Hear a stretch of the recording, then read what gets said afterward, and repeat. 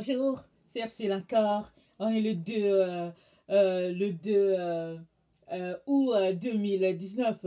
Alors, je viens sonner la trompette aujourd'hui encore et je viens vraiment nous encourager au fait à nous accrocher au Seigneur Jésus-Christ. Amen. Nous sommes dans les temps de la fin et ce n'est pas facile. Souvent, au fait, on vit des pressions telles que on se demande bien qu'est-ce que cela peut être. On vit des lourdeurs. Souvent, on est découragé. Alors, souvent, on ne sait pas où se tourner. Mais Jésus-Christ est toujours là. Amen. Quand on est dans cet état-là, c'est toujours bon d'aller dans la présence du Seigneur. Et très, très souvent, il nous restaure. Non seulement cela, il nous donne de pouvoir encore courir des kilomètres et des kilomètres. Amen. Alors, voilà. Alors, je viens sonner la trompette aujourd'hui. Je la sonne haut, je la sonne fort. Et puis, je nous encourage parce que le Seigneur le dit, bientôt, la destruction sera là. Et bon, tant et aussi longtemps que la main du Seigneur n'a pas encore agi, on a tout le temps pour pouvoir se repentir. Et aujourd'hui, la Bible dit que quand vous entendez sa voix, si vous entendez sa voix, dit la Bible, n'endurcissez pas vos cœurs. Alors, n'endurcissons pas nos cœurs aujourd'hui. Venons encore dans l'humilité, vraiment dans le renoncement, afin que le Seigneur puisse nous bénir et puis nous donner de nous ressourcer dans sa présence. Amen. Alors aujourd'hui, je viens parler de tu peux consommer l'arbre de vie même sur la terre. Amen. Parce que, écoutez, l'arbre de vie, on a l'impression qu'on ne peut le consommer que au paradis, n'est-ce pas? Et déjà même, souvent quand on entend les chrétiens en parler, c'est comme si c'est quelque chose de futur. Amen. Moi-même, j'ai longtemps pensé que c'était quelque chose de futur. Jusqu'à ce que, il y a quelques jours, il y a peut-être 4 jours à peu près, je pense, 4 ou 5 jours, que je me suis retrouvée dans un jardin, un beau jardin, et il y avait beaucoup d'autres brebis qui étaient là. Et là, j'étais en train de manger un fruit. Et en tout cas, c'était extraordinaire, c'était merveilleux. Et puis, la lumière divine était partout. Ça traversait à travers nous. Et puis, bon, en tout cas, j'ai vraiment expérimenté ça. Alors, quand je suis sortie de mon rêve, j'étais un peu étonnée. Je me suis dit, mais comment est-ce que c'est possible? Parce que moi, je suis encore vivante. Comment est-ce possible? Alors, quelqu'un peut dire, ah, ok, le Seigneur me montre comment plus tard je vais manger l'arbre de vie. Et alors, donc, je suis sortie de mon rêve. Le Seigneur a dit, non, je veux tout simplement te montrer que tu peux déjà manger l'arbre de vie maintenant. Et tu es déjà en train de consommer l'arbre de vie sans le savoir depuis un certain temps. Alors, je viens tout simplement t'ouvrir les yeux afin que tu réalises que l'arbre de vie, non seulement c'est Jésus-Christ, mais tu peux déjà, si tu le veux, consommer cet arbre-là, consommer le fruit de cet arbre-là, et puis vraiment te renouveler. Amen. Alors ça, c'est la grâce divine qui nous donne de pouvoir saisir cela et de pouvoir changer nos pensées en fonction de cette information-là. Amen. Alors, j'aimerais ça qu'on lise Genèse 2 à partir du verset 9. Alors, ça dit ceci. L'Éternel Dieu fit pousser du sol des arbres de toute espèce. Et l'arbre... attendez. L'Éternel Dieu fit pousser du sol des arbres de toute espèce, agréables à voir et bons à manger, et l'arbre de la vie au milieu du jardin, et l'arbre de la connaissance du bien et du mal. Donc, au milieu du jardin d'Éden, il y avait l'arbre de vie, et il y avait aussi, à côté de là, l'arbre de la connaissance du bien et du mal. Alors, un fleuve sortait d'Éden pour arroser le jardin, et de là, il se divisait en 4 bras. Amen. Le nom du premier est Pichon, c'est celui qui entoure tout le pays de Havila où se trouve l'or. L'or de ce pays est pur. On y trouve aussi le délium et la pierre d'onyx. Le nom du second fleuve est Guion. c'est celui qui entoure tout le pays de Couche. Le nom du troisième fleuve est Hiddekel. C'est celui qui coule à l'orient de la Syrie. Le quatrième fleuve, c'est l'Euphrate. L'Éternel Dieu prit l'homme et le plaça dans le jardin d'Éden pour le cultiver et pour le garder.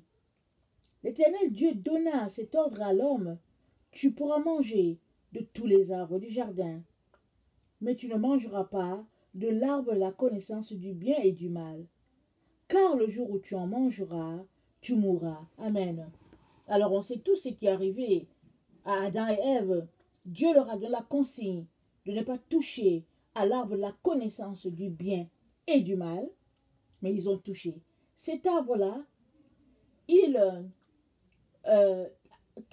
dans cet arbre, il y avait en même temps le bien et le mal. Amen. Alors que l'arbre de vie n'avait que ce qui était bon. Et Dieu leur a dit de ne pas toucher. Alors si on ramène ça à notre temps, Dieu nous dit de ne pas marcher selon le monde et selon la lumière. Dieu nous dit, nous ne pouvons pas marcher selon la méchanceté et selon la bonté. Dieu nous dit, il ne peut pas avoir en nous deux états. On ne peut pas être en même temps une personne qui est vraiment très très méchante et en même temps une personne qui est très très bonne. C'est soit l'un ou l'autre. Alors c'est pour cela que Jésus-Christ a dit à Laodicée, parce que tu n'es pas froid, tu n'es pas chaud, je vais te vomir. Parce que Laodicée était tiède. C'était une église tiède. Et Jésus ne veut pas qu'on puisse marcher au milieu, dans la tiédeur. Un pied dedans, un pied dehors. Il veut tout simplement que on soit engagé dans une chose et on y va pleinement. C'est pour cela qu'il a aussi dit, au fait, que celui-là qui pêche, que celui-là qui se sanctifie davantage, et que celui-là qui est souillé se souille davantage. Il n'y a pas une demi-mesure. C'est l'un ou c'est l'autre. Amen. Alors, le Seigneur donc a donné cette consigne-là à Adam et Ève, lui disant, tu mangeras tous les arbres qui sont dans le jardin. Mais celui-là, l'arbre qui produit en même temps le bien et le mal, tu n'y touches pas. Évidemment, Satan est venu et Ève a été séduite par les discours de Satan. Et la suite nous dit que Ève a vu que le fruit était bon à la vue et qu'il était bon à manger. Et elle a goûté et elle en a donné à son mari. Leurs yeux s'ouvrirent. Et là, au fait, ils se rendaient compte qu'ils étaient nus. Et qu'est-ce qui s'est passé? Dieu, après avoir posé des questions à chacun, il a posé des questions à Adam, il a posé des questions à Ève, il a posé des questions, il a posé des questions à Satan. Et Adam a accusé Ève, Ève a accusé Satan. Et Dieu les a chassés du jardin. Il a dit, Apocalypse 3, le verset 22, l'Éternel Dieu dit, voici, l'homme est devenu comme l'un de nous pour la connaissance du bien et du mal. Quand il dit l'un de nous, il parle ici de Satan. Il dit, l'homme est devenu comme l'un de nous pour la connaissance du bien et du mal. Empêchons-le maintenant d'avancer sa main, de prendre de l'arbre de vie, d'en manger et de vivre éternellement. En Dieu, il n'y a pas le bien et le mal en même temps. Dieu est bon, on sait tout cela. Dieu est bon, il n'est que bonté. Amen. Et Satan a appris à Adam et Ève à ne pas suivre les traces de leur père, c'est-à-dire qu'à rester sur la ligne uniquement de la bonté, de la pureté. Il leur a appris à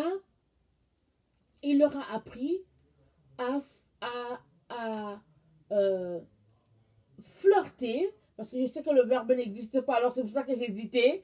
Alors il leur a appris à flirter avec le mal, alors qu'ils sont les enfants de Dieu. Si bien que ces deux-là, créés à l'image de Dieu, qui n'ont point péché, ont goûté à cet arbre-là, qui avait du mal en lui. Et à partir de ce jour-là, non seulement ils ont perdu la présence de Dieu, mais à partir de ce jour-là, ils étaient déclarés morts. Amen. Et pour racheter l'humanité, Dieu a mis en place un plan pour que Jésus-Christ puisse venir et racheter l'humanité. Et il y a plus de 2000 ans, Jésus est venu, il est mort afin que nous puissions être réconciliés avec Dieu suite à cet acte-là commis par nos premiers parents, Adam et Ève. Alors, aujourd'hui, Dieu nous dit que nous pouvons consommer l'arbre de vie. Et si nous retournons au jardin d'Éden, on se rappelle que il a chassé, il a fait sortir Adam et Ève du jardin. Il a envoyé un ange les fait sortir parce que, étant dans cet état de pécheur, s'ils mangeaient l'arbre de vie, ils allaient vivre éternellement avec le péché en eux et il n'y aurait aucune possibilité de rédemption pour l'humanité. Dieu n'a pas voulu cela.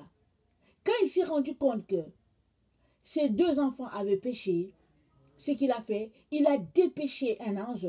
Par bonté, il a dépêché un ange pour les faire sortir, afin qu'ils ne courent pas toucher à l'arbre de vie. Il n'y aura aucune possibilité de rédemption pour toi et moi, pour toute l'humanité. Amen. Dieu est bon. Alléluia. Et une fois à l'extérieur, Adam et Ève ont appris à vivre dans la difficulté. Dieu a dit à Adam, tu vas cultiver ton jardin dans la souffrance. La terre va te donner des épines et des ronces et ce sera vraiment à la sueur de ton front que tu vas manger. Il a dit à Ève, tu vas enfanter dans beaucoup de douleurs. Et il a dit à Ève, il a dit, le serpent, il va te blesser le talon. Mais toi, Ève, tu vas lui écraser la tête. Mais dans quel état? Dans l'état à l'extérieur du jardin. Amen. Ève a appris à se battre, à souffrir pour finalement dominer sur les ruses de Satan. Amen. Parce que Dieu a dit à Ève, ta postérité va écraser la tête de la postérité de Satan. Amen. Et Adam a appris à vivre vraiment dans beaucoup de difficultés. Et il a passé le temps certainement à se rappeler de comment était le jardin, cet état de paix, vraiment, cet état dans lequel ils étaient avant qu'ils ne tombent et tout ça. Et tout cela a fait que Adam aujourd'hui est dans la présence de Dieu parce que Jésus-Christ est venu les racheter comme il a racheté toute l'humanité. Et Jésus donc nous a dit qu'il est le pain de vie. S'il a racheté Adam et Ève, c'est parce qu'il est ce pain de vie-là. Et il dit quiconque mange de ce pain qu'il est ne mourra pas. Alors si tu ne mourras pas parce que tu manges le pain de vie qui est Jésus, ça veut dire que tu as accès à l'arbre de vie, même quand tu n'es pas encore dans la présence de Dieu. Je vais dire la présence de Dieu physique. Amen. Alors, Jean 6, le verset 33, nous dit ceci. Jésus leur dit en vérité, je vous le dis, Moïse ne vous a pas donné le pain du ciel, mais mon Père vous donne le vrai pain du ciel. Car le pain de Dieu, c'est celui qui descend du ciel et qui donne la vie au monde. Ils lui dirent, Seigneur, donne-nous toujours ce pain. Jésus leur dit, je suis le pain de vie. Celui qui vient à moi n'aura jamais faim, et celui qui croit en moi n'aura jamais soif. Mais je vous l'ai dit, vous m'avez vu, et vous ne croyez point.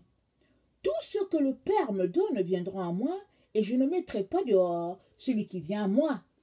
Car je suis descendu du ciel pour faire non ma volonté, mais la volonté de celui qui m'a envoyé. Or, la volonté de celui qui m'a envoyé, c'est que je ne perde rien de tout ce qu'il m'a donné, mais que je le ressuscite au dernier jour. La volonté de mon Père, c'est que quiconque voit le Fils et croit en lui ait la vie éternelle, et je le ressuscite au dernier jour. Donc, si tu crois au Fils, dit Jésus, tu as la vie éternelle. Et si tu as la vie éternelle, Jésus te dit qu'il te donne déjà la possibilité de manger l'arbre de vie. Amen. Mais comment? Puisque physiquement, Nous ne sommes pas déjà dans ce jardin d'Éden qui a été retiré dans la présence de Dieu. Nous ne sommes pas, nous sommes encore sur cette terre. Mais comment est-ce que c'est possible de manger l'arbre de vie aujourd'hui dans notre état? Amen. Alors, allons-y. Regardez, je pense, attendez, Apocalypse 2, à partir du verset, je pense que c'est le verset 9. Amen. Apocalypse 2, le verset 9, excusez-moi.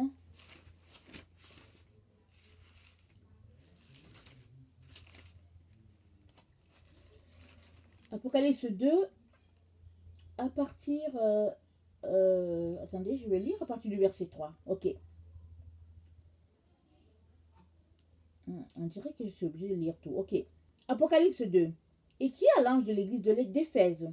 Voici ce que dit celui qui tient les sept étoiles dans sa main droite. Celui qui marche au milieu des 7 chandeliers d'or. Je connais tes œuvres, ton travail et ta persévérance. Je sais que tu ne peux supporter les méchants, que tu as éprouvé ceux qui se disent apôtres et qui ne le sont pas, et que tu les as trouvés menteurs, que tu as la persévérance, que tu as souffert à cause de mon nom, et que tu ne t'es point lassé. Amen. Mais ce que j'ai contre toi, c'est que tu as abandonné ton premier amour. Souviens-toi donc d'où tu es tombé. Repens-toi et pratique tes premières œuvres. Sinon, je viendrai à toi et j'ôterai ton chandelier de sa place, à moins que tu ne te repentes. Tu as pourtant ceci, c'est que tu hais les œuvres des Nicolaïtes, œuvres que je hais aussi. Que celui qui a les oreilles entende ce que l'Esprit dit aux églises. À celui qui vaincra, je donnerai à manger de l'arbre de vie qui est dans le paradis de Dieu. Amen. Alors Jésus-Christ dit, celui qui vaincra, il mangera l'arbre de vie qui est dans le paradis. Alors, quand on lit ça, on pense que c'est vaincre de la vie de cette terre, c'est-à-dire que c'est après la mort ou bien après l'enlèvement, par exemple. Mais ici, Jésus-Christ ouvre notre intelligence pour nous faire comprendre que celui qui vaincra déjà maintenant, dans son état de personne qui suit Jésus, Jésus-Christ te dit, si tu marches en victorieux, tu as déjà la possibilité de manger l'arbre de vie. Alors regardons le verset 2 de l'Apocalypse 2. Jésus dit, je connais tes œuvres, ton travail, ta persévérance. Je sais que tu ne peux supporter les méchants, que tu as éprouvé ceux qui se disent apôtres et qui ne le sont pas, et tu les as trouvés menteurs. Ça veut dire une telle personne, elle a un style de vie, elle ne marche pas avec les menteurs, elle ne supporte pas les méchants, elle travaille à son salut, parce que la Bible dit travaillez à votre salut d'arrache-pied. Il dit, je connais tes œuvres, ta persévérance. Donc c'est une personne qui marche dans la persévérance. Il dit, je sais que tu as souffert, le verset 3, à cause de mon nom et que tu ne t'es point lassé. Amen, amen, amen. Alléluia. Une chose est de souffrir, une autre est de se lasser dans la souffrance.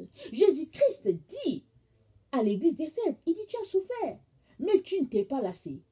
Amen. Ça c'est une condition pour consommer l'arbre de vie déjà. Amen. Et Jésus-Christ dit, il dit, ce que j'ai contre toi, il dit à cette église, ce que tu as laissé, au fait, c'est que tu as abandonné ton premier amour. Il dit, retourne à cela. Et si tu retournes à ton premier amour, il dit, alors, il y a possibilité. Et l'autre condition, il dit, tu hais les œuvres des Nicolaïtes, œuvres que je hais aussi. Alors, c'est qui les Nicolaïtes? On va regarder un peu. Les Nicolaïtes, nous dit le Wikipédia, c'est un terme qui désigne les chrétiens hérétiques dénoncés dans les lettres aux églises d'Éphèse et de Pergame. Leur doctrine est identifiée avec celle de Balaam, comme étant une sorte d'antinomisme abusant de la liberté évangélique jusqu'à s'accommoder, sous le prétexte de la grâce, des repas et des désordres du paganisme. Ah, en tout cas, j'espère que ça vous dit quelque chose. Vraiment, ça décrit notre temps. Alors, il dit, c'est des gens qui au fait sont ils sont identifiés comme Balaam, et ils abusent de la liberté évangélique, ils abusent de la grâce sous prétexte on est vraiment dans ce temps-là, que Jésus-Christ nous a donné qu'on est sous la grâce et on peut pécher. Alors, il dit, abuse de la grâce dans les repas, même, vous comprenez, même ce que nous mangeons, très très important, Dieu ne veut pas qu'on ait quelque chose à voir avec les repas qui sont sacrifiés aux idoles, des choses comme ça. Une telle personne, pardon, qui est les œuvres de Nicolaïde, qui est les œuvres de Balaam, qui se tient droit, qui ne marche pas avec les méchants, au fait, qui ne se tient pas avec les menteurs, qui reste persévérant dans la voie de son Dieu, qui est toujours à son premier amour, qui, malgré les souffrances, persévère. Une telle personne, Jésus-Christ lui donne la possibilité de consommer l'arbre de vie dans le jardin d'Éden. Alors, c'est comment? C'est quoi l'arbre de vie? Allons-y, Apocalypse 22, le verset 2. Apocalypse 22, le verset 2 nous dit quelque chose. Alors, ça dit, je vais lire à partir du verset 1. Et il me montra un fleuve d'eau de la vie, limpide comme du cristal, qui sortait du trône de Dieu et de l'agneau. Amen.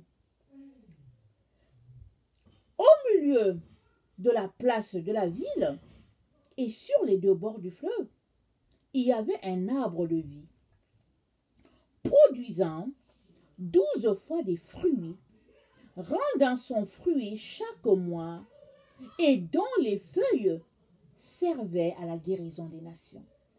Alors l'arbre de vie, au milieu de la place de la ville, alors, et il y avait deux bords, il y avait de l'eau qui coulait, limpide comme le cristal, sortait du trône de Dieu et de l'agneau. Amen. Et cette eau-là, évidemment, c'est la parole de Dieu. Amen. Parce que Jésus-Christ a dit quoi à la femme samaritaine? Elle a dit, donne-moi cette eau, afin que je ne vienne plus puiser ici. Jésus-Christ dit, il dit, l'eau que je te donnerai, tu n'auras plus soif.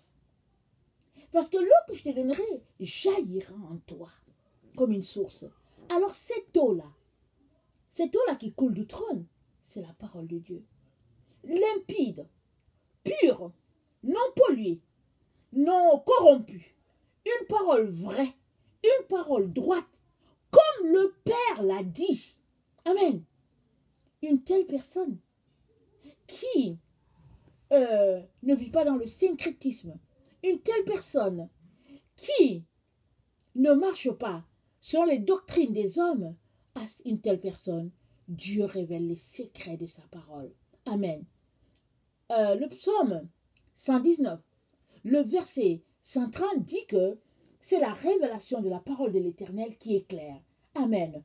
Alors, si le Seigneur ne te révèle pas les choses, tu ne seras pas éclairé.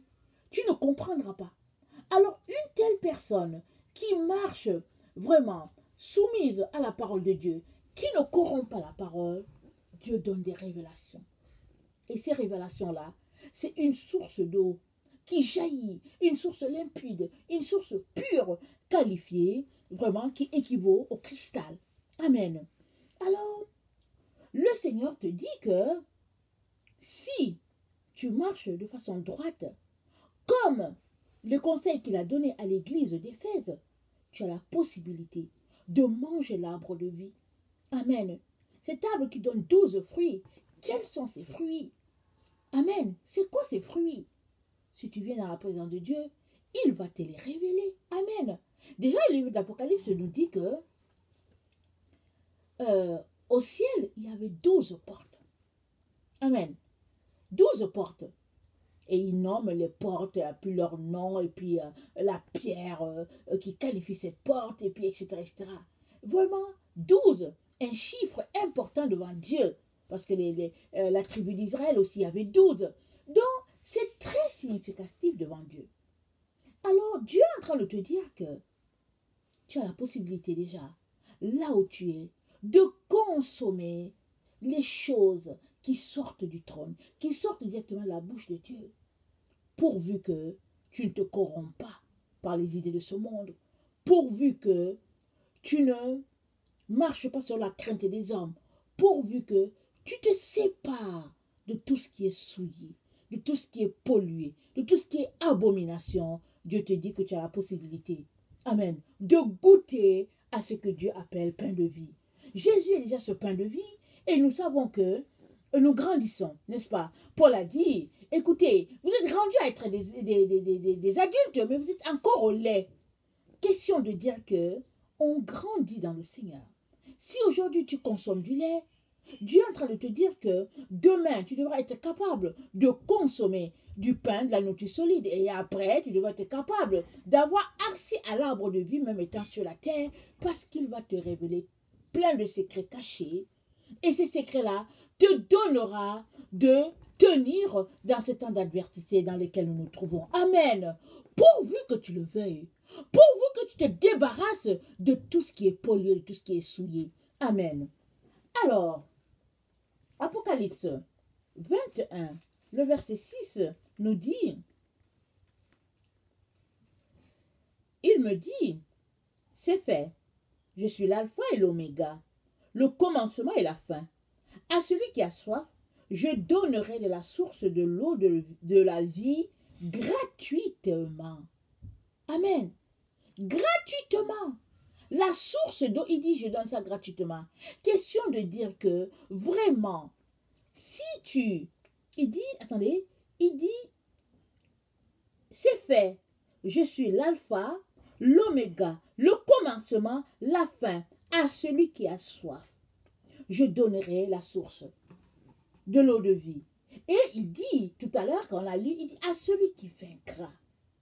Alors, vaincre, ce n'est pas seulement quand tu seras dans la présence de Dieu, tu commences à vaincre maintenant.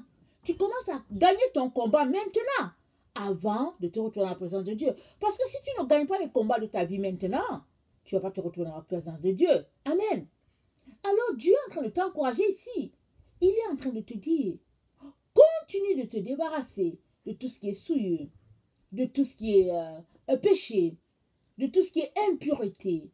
Continue de nettoyer ta robe. Et continue de te séparer de toutes ces personnes-là qui polluent ta vie, qui polluent ton chemin. Continue de confesser la vérité et la pureté. Dieu dit, tu consommeras l'arbre de vie. Et cet arbre-là, ce repas-là, quand tu le consommes, ça te donne encore non seulement d'être, au fait, courageux, vaillant, mais ça te donne d'être très endurant. Amen, d'être persévérant. Parce que vous savez quoi? Nous sommes dans ce temps-là où Jésus-Christ nous encourage. Il a dit, Apocalypse 22, le verset 11, il dit que celui qui est injuste soit encore injuste. Que celui qui est souillé se souille encore. Que le juste pratique encore la justice. Que celui qui est saint se sanctifie encore. Voici, je viens bientôt. Et ma rétribution est avec moi pour rendre à chacun selon ses œuvres. Amen. Alors, le Seigneur Jésus-Christ te garantit de sa récompense. Et puis, tu seras récompensé en fonction de ce que tu auras fait. Amen. Alors, il dit, si tu marches dans la sainteté et dans la pureté, alors tu auras une récompense de quelqu'un qui est saint, qui est pur. Si tu marches dans la souillure, il dit, vas-y à plein, tu auras une récompense de quelqu'un qui se souille. Et moi, je viens nous encourager à tout faire pour être du côté de ceux qui marchent dans la sainteté, dans la pureté. Amen. Alors, excusez-moi. Alors, l'arbre de vie, attendez, Deutéronome 30, le verset 19, nous donne, attendez, est-ce que j'ai mon passage? Deutéronome 30, ok, le verset 19. Ça nous donne une information que nous connaissons peut-être en théorie, mais c'est bon de le mettre en pratique. Amen. Deutéronome 30, le verset 19. Alors, je vais lire.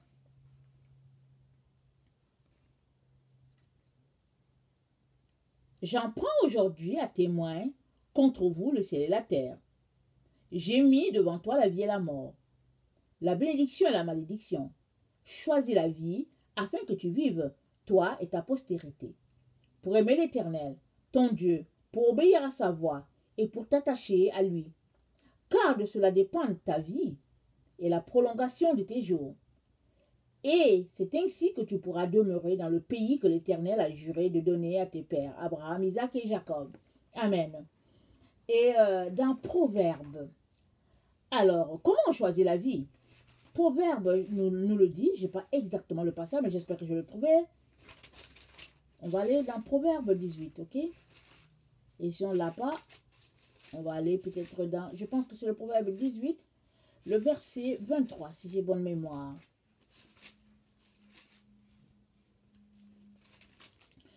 Proverbe 18, le verset 23.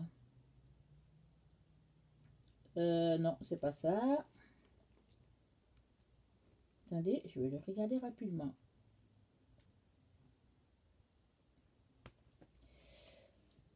Attendez, je vais regarder le Proverbe 23.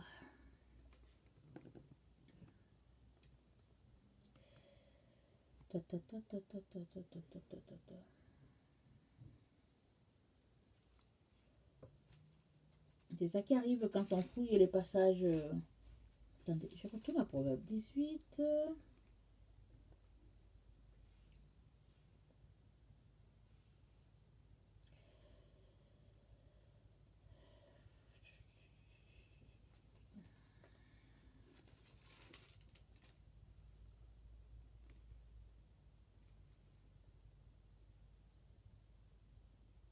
Ok.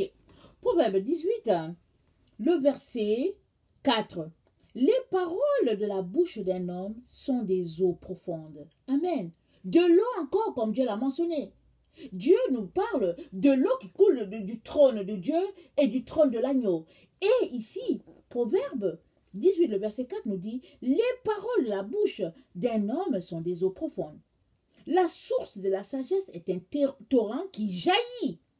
Alors, si tu es quelqu'un qui, au fait, confesse la parole de Dieu, si c'est la parole de Dieu qui sort de ta bouche, alors ce passage-là nous dit que la source de la sagesse est en toi. Amen. Et c'est un torrent qui jaillit. Et de la même manière que l'eau coule du trône pour abreuver vraiment tous les sillons de nos vies, de la même manière, l'eau coulera de toi pour abreuver les autres. Et c'est ça, manger l'arbre de vie. Amen. Parce que si tu consommes l'arbre de vie, tu es capable d'en donner aussi aux autres pour qu'ils puissent consommer l'arbre de vie à partir de toi. Amen. Parce que ce n'est pas une eau stagnante, c'est une eau qui coule. Amen. Elle coule du trône. Et dans Genèse, on a vu que ça avait 4 branches. Je ne vais pas les citer encore. Et ça se répandait jusqu'à la 4e branche, c'était l'Euphrate. Alors Dieu est tout simplement en train de nous montrer la dimension spirituelle de qui nous sommes et de ce que nous devenons ou nous deviendrons si nous marchons par la parole, vivons par la parole. Parce que Jésus-Christ a dit quoi? Il a dit, l'homme ne vivra pas de pain seulement, mais de toute parole qui sortira de la bouche de Dieu. Amen. Si tu es quelqu'un qui vit par la parole et de la parole, le Seigneur te dit que non seulement tu as accès à l'arbre de vie, tu as la possibilité de consommer ces fruits-là, étant déjà dans ton état, dans ta chair humaine qui est là, avant que tu te retrouves dans la présence de Dieu, dans la présence, je veux dire, éternelle. Le Seigneur dit, tu peux déjà le consommer sur cette terre. Non seulement tu peux déjà le consommer, mais de toi jaillira cette source-là qui, au fait, abreuvera beaucoup de personnes. Amen. Très, très important. Que le Seigneur nous donne de saisir l'ampleur de ce qu'il a mis en nous et que nous puissions nous débarrasser de tout ce qui est charnel, de tout ce qui est, au fait, abomination, de tout ce qui est, au fait, idolâtrie. Toutes ces choses-là ne font que nous fermer la porte de l'arbre de vie. Amen. Alors, nous grandissons. Alors, si aujourd'hui, tu as bu du lait, demain, tu devrais être capable de consommer du pain jusqu'à avoir accès à l'arbre de vie et consommer ses fruits. Amen. Que le Seigneur te donne de saisir l'ampleur de cela et qu'il te donne vraiment de pouvoir vouloir aller plus loin. Amen. Si toi tu es quelqu'un qui ne connaît pas le Seigneur, je viens te dire que Jésus-Christ te cherche. Amen. Parce qu'il est la seule personne qui peut te donner d'avoir accès à l'arbre de vie. Alors il y a plusieurs qui sont venus sur la terre qui ont usurpé la place de Jésus. Mais Jésus, c'est lui le vrai pain de vie. C'est le vrai pain qui est descendu du ciel. Amen. Et il nous donne la possibilité de le manger. Alors, que vraiment Dieu nous donne de pouvoir expérimenter ce Jésus-là. Alors, je t'invite vraiment à inviter Jésus dans ta vie. Tu ne seras pas déçu. Amen. Soyez bénis. Je vous aime beaucoup. Dieu davantage. Merci.